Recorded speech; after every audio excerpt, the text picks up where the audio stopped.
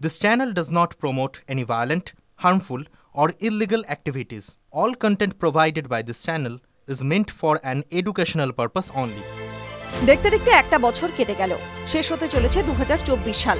নতুন বছর ঘিরে যেমন নতুন আশা প্রত্যাশা রয়েছে, তেমনি খরচ বাড়ার চাপও রয়েছে। প্রতি মাসের শুরুতেই একাধিক নিয়ম পরিবর্তন হচ্ছে। 2025 সালের জানুয়ারি মাসেও স্বাভাবিকভাবেই একাধিক নিয়মে পরিবর্তন হবে।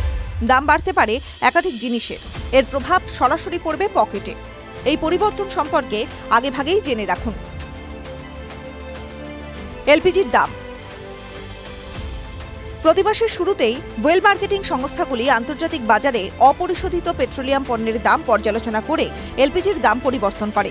বিগত 5 মাসে একাধিকবার 19 কেজির বাণিজ্যিক গ্যাস সিলিন্ডারের দাম বেড়েছে, তবে 14.2 কেজির এলপিজি সিলিন্ডারের দামে কোনো পরিবর্তন হয়নি। টেলিকম কোম্পানির নতুন নিয়ম। 1 জানুয়ারি 2025 সাল থেকে টেলিকম সংস্থাগুলির উপর নতুন কিছু নিয়ম প্রযোজ্য হবে।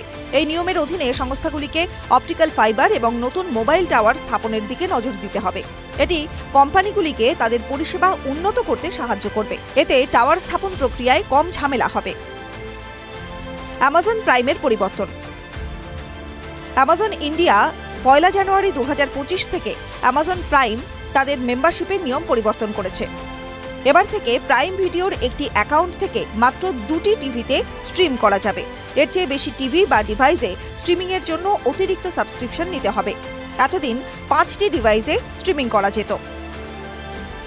জিএসটি পোর্টালে পরিবর্তন।